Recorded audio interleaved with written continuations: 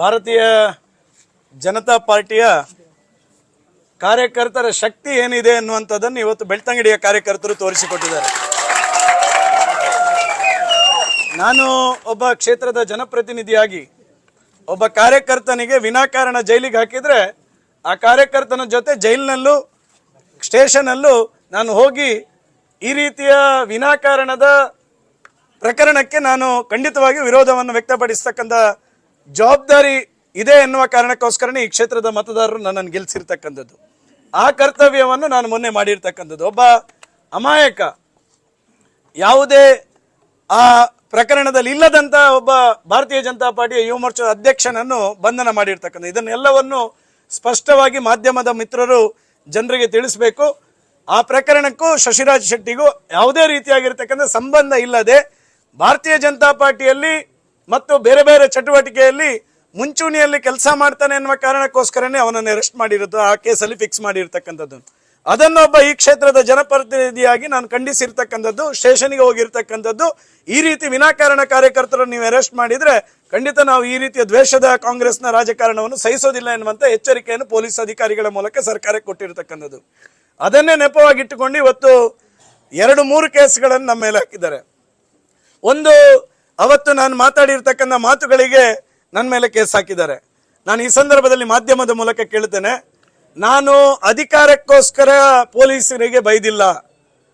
ಸಿದ್ದರಾಮಯ್ಯ ಅವರು ಅಧಿಕಾರಕ್ಕೋಸ್ಕರ ಅವತ್ತಿನ police commissioner ಬಿದ್ರಿ ಅವರ ಕಾಲರ್ ಪಟ್ಟಿ ಹಿಡಿದ್ರಲ್ಲ, ನಾನು ಕಾರ್ಯಕರ್ತರ ಶಕ್ತಿಗೋಸ್ಕರ ನಾನು ಪೊಲೀಸರಿಗೆ ಬೈದಿರ್ತಕ್ಕಂಥ, ನಾನು ಅಧಿಕಾರಕ್ಕೋಸ್ಕರ ಹಿಡಿದಿವನು. ನಾನು ಇವತ್ತು ಹೇಳ್ತೇನೆ, ಕಾಂಗ್ರೆಸ್ ಸರ್ಕಾರಕ್ಕೆ ನೈತಿಕತೆ ಇಲ್ಲ. ಯಾಕಂತ ಹೇಳಿದ್ರೆ ಪೊಲೀಸರ ಮೇಲೆ ಅತ್ಯಂತ ಹೆಚ್ಚು ದೌರ್ಜನ್ಯ ಮಾಡ್ತಕ್ಕಂಥ ನಾಯಕರು ಯಾರು ಕೇಳಿದ್ರೆ ಅದು ಕಾಂಗ್ರೆಸ್ ಪಾರ್ಟಿಯ ನಾಯಕರು. ಅವರು ಬಿಜೆಪಿಯ ನಾಯಕರಿಗೆ ಬುದ್ಧಿವಾದ ಹೇಳತಕ್ಕಂಥ ಅವಶ್ಯಕತೆ ಇಲ್ಲ. ನೀವು ಪೊಲೀಸ್ ಇಲಾಖೆಯನ್ನು ಇಟ್ಕೊಂಡು ಅವತ್ತಿನಿಂದ ಇವತ್ತಿನವರೆಗೆ, ತುರ್ತು ಪರಿಸ್ಥಿತಿನಿಂದ ಹಿಡಿದು ಇವತ್ತಿನವರೆಗೆ ನೀವು ಪೊಲೀಸ್ ಇಲಾಖೆಯನ್ನು ಇಟ್ಕೊಂಡು ಸಮಾಜವನ್ನು ದೌರ್ಜನ್ಯ ಮಾಡಿಕೊಂಡು ಬಂದಂಥ ಪಾರ್ಟಿ ಕಾಂಗ್ರೆಸ್ ಪಾರ್ಟಿ. ಇವತ್ತು ಮತ್ತೆ ನಾವೆಲ್ಲ ಒಬ್ಬ ಕಾರ್ಯಕರ್ತನಿಗೆ ನೋವಾಗಿದೆ ಅಂತ ಹೇಳುವ ಕಾರಣಕ್ಕೋಸ್ಕರ ನಾವು ಪ್ರತಿಭಟನೆಯನ್ನು ಮಾಡಿದ್ರೆ ಪೊಲೀಸ್ ಇಲಾಖೆ ಕಾಂಗ್ರೆಸ್ನ ಒತ್ತಡದ ಮೂಲಕ ನಮಗೆ ಅನುಮತಿ ಕೊಡಲಿಲ್ಲ. ನಾನು ಕೇಳ್ತೇನೆ, ಇವತ್ತು ಈ ಜಿಲ್ಲೆಯ SP ಅವರಿಗೆ ಕೇಳ್ತೇನೆ, ಈ ಜಿಲ್ಲೆಯ ಉಸ್ತುವಾರಿ ಸಚಿವರಿಗೆ ಕೇಳ್ತೇನೆ. ನಾನು ಪ್ರಜ್ವಲ್ ರೇವಣ್ಣ ಅವರ ಪೆನ್ಡ್ರೈವ್ ಇಶ್ಯೂ ಆದಾಗ ಇದೇ ಚುನಾವಣೆ ನೀತಿ ಸಂಹಿತೆ ಇರಬೇಕಾದ್ರೆ ಕಾಂಗ್ರೆಸ್ ಪಾರ್ಟಿ ಇಡೀ ರಾಜ್ಯದಲ್ಲಿ ಪ್ರತಿಭಟನೆ ಮಾಡಿತ್ತಲ್ಲ, ಅವಾಗ ಯಾವ ನ್ಯಾಯ ಇತ್ತು, ಯಾವ ಕಾನೂನಿತ್ತು? ಆದ್ರೆ ಬಿಜೆಪಿಯ ಕಾರ್ಯಕರ್ತನಿಗೆ ಅನ್ಯಾಯ ಆಗಿದೆ ಅಂತ ಹೇಳಿದಾಗ ನೀವು ಹೋರಾಟಕ್ಕೆ ಅನುಮತಿಯನ್ನು ಕೊಡೋದಿಲ್ಲ. ಇದು ಯಾವ ನ್ಯಾಯ ಸ್ವಾಮಿ? ನಾವು ಇಂತಹ ಗೊಡ್ಡು ಬೆದರಿಕೆಗಳಿಗೆ ಹೆದರಿ ಮನೆಯಲ್ಲಿ ಕೂತ್ಕೊಳ್ತೇವೆ ಅಂತ ತಿಳ್ಕೊಂಡಿದ್ರು ಅವರು. ಆ ಕಾರಣಕ್ಕೋಸ್ಕರ ಬೆಳಿಗ್ಗೆ 144 ಸೆಕ್ಷನ್ ಜಾರಿ ಇದೆ ಅಂತೇಳಿ ಮೈಕದಲ್ಲಿ ಅನೌನ್ಸ್ ಮಾಡಿದ್ರು. ಬೇರೆ ಬೇರೆ ಸಾಮಾಜಿಕ ಜಾಲತಾಣದಲ್ಲಿ ನೀವು ಪ್ರತಿಭಟನೆಗೆ ಹೋದ್ರೆ ಅರೆಸ್ಟ್ ಮಾಡ್ತೇವೆ ಅಂತ ಗೊಡ್ಡು ಬೆದರಿಕೆಗಳನ್ನು ಹಾಕಿದ್ರು. ಪ್ರಾಯಶಃ ನಮ್ಮ ಬೆಳ್ತಂಗಡಿಯ ಕಾರ್ಯಕರ್ತರು ಇದನ್ನೆಲ್ಲವನ್ನು ಬದಿಗಿಟ್ಟು 1,500 ಸಂಖ್ಯೆಯಲ್ಲಿ ಆ ಪ್ರತಿಭಟನೆಗೆ ಭಾಗವಹಿಸಿದ್ರು. ಅವಾಗಾಯ್ತು ಇದು ನಮ್ಮ ಕೈ ಮೀರಿ ಹೋಗಿದೆ ಅಂತ ಹೇಳಿ ಅವ್ರು ಸುಮ್ಮನೆ ಕೂತ್ರು. ಸ್ವಾಮಿ, ನಾವು ಮಾಡಿರುವ ಪ್ರತಿಭಟನೆಯಿಂದ ಅವರು ಕೇಸ್ ಹಾಕಬೇಕಾದ್ರೆ ಅವರಿಗೆ ದಿನ ಎಷ್ಟಾಯ್ತು? ಸಿದ್ದರಾಮಯ್ಯ ಅವರು ಬಂದು ಹೋದ ನಂತರ FIR ಮಾಡಿದ್ರು. ನಾಚಿಕೆ ಆಗಬೇಡ ನಿಮಗೆ ತಾಕತ್ತಿದ್ರೆ ಭಾರತೀಯ ಜನತಾ ಪಾರ್ಟಿ ಶಾಸಕನ ಮೇಲೆ, ಕಾರ್ಯಕರ್ತರ ಮೇಲೆ ಕೇಸ್ ಹಾಕ್ಬೇಕಿದ್ರೆ ಸಿದ್ದರಾಮಯ್ಯ ಅವರು ಬರೋದಕ್ಕಿಂತ ಮುಂಚೆ ಕೇಸ್ ಹಾಕ್ಬೋದಿತ್ತಲ್ಲ ನಿಮಗೆ. ನೀವ್ ಯಾಕೆ ಹಾಕ್ಲಿಲ್ಲ ಅಂತ ಹೇಳಿದ್ರೆ ನಿಮಗೆ ಧೈರ್ಯ ಇಲ್ಲ. ಭಾರತೀಯ ಜನತಾ ಪಾರ್ಟಿಯ ಕಾರ್ಯಕರ್ತ, ಭಾರತೀಯ ಜನತಾ ಪಾರ್ಟಿಯ ನಾಯಕರನ್ನು ಮುಟ್ಟತಕ್ಕಂಥ ತಾಕತ್ತು ನಿಮಗಿಲ್ಲ.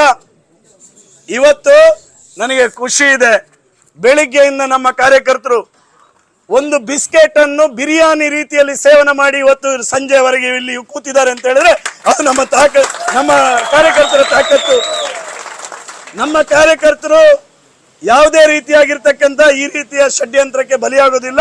ಮತ್ತೆ ಅದನ್ನು ಸಮರ್ಥವಾಗಿ ಇವತ್ತು ಎದುರಿಸಿದ್ದಾರೆ.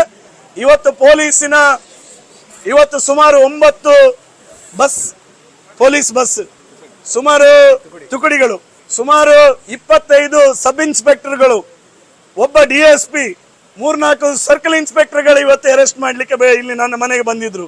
ಆದ್ರೆ ಈ ಎಲ್ಲದಕ್ಕೂ ಇಲ್ಲಿ ಸೇರಿರ್ತಕ್ಕಂಥ ಕಾರ್ಯಕರ್ತರ ಶಕ್ತಿ ಅವರನ್ನು ಹಿಂಬೆಟ್ಟಿಸಿ ಮತ್ತೆ ಪೊಲೀಸ್ ಸ್ಟೇಷನ್ಗೆ ಹೋಗುವ ಹಾಗೆ ಮಾಡಿದ್ರೆ ಅದು ನಮ್ಮ ಕಾರ್ಯಕರ್ತರ ಶಕ್ತಿ.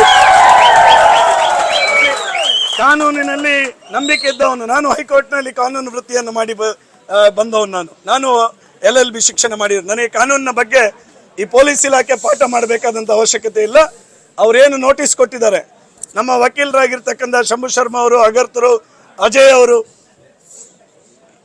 ಬೆಳಿಗ್ಗೆಯಿಂದ ಇಷ್ಟವರೆಗೆ ಪೊಲೀಸ್ ಅಧಿಕಾರಿಗಳಿಗೆ ಏನು ಕಾನೂನಿನಲ್ಲಿ ನೀವು ತಪ್ಪು ಮಾಡಿದ್ರೆ ನಿಮಗೇನು ಶಿಕ್ಷೆ ಆಗ್ತದೆ ಅನ್ನುವಂಥ ಮನವರಿಕೆ ಮಾಡಿದಾಗ ಅವರಿಗೆ ಅನಿಸಿತ್ತು ಯಾವುದೋ ಒಂದು ಉನ್ನತ ಅಧಿಕಾರಿಗಳ ಷಡ್ಯಂತ್ರಕ್ಕೆ ನಾವು ಬಲಿಯಾದ್ರೆ ನಾವು ನಾಳೆ ಮನೆಯಲ್ಲಿ ಕೂತ್ಕೊಳ್ಬೇಕಾಗ್ತದೆ ಅನ್ನುವಂಥ ಅರಿವನ್ನು ನಮ್ಮ ವಕೀಲರು ಮೂಡಿಸಿರುವ ಕಾರಣಕ್ಕೋಸ್ಕರ ಇವತ್ತು ಕಾರ್ಯಕರ್ತರ ಈ ಒಂದು ಶಕ್ತಿಯನ್ನು ನೋಡಿ ಅವ್ರು ನಾವು ವಾಪಸ್ ಹೋಗ್ತೇವೆ, ನಾವು ಬಂಧನ ಮಾಡುವುದಿಲ್ಲ ಎನ್ನುವಂಥ ನಿರ್ಣಯವನ್ನು ಮಾಡಿದ್ದಾರೆ.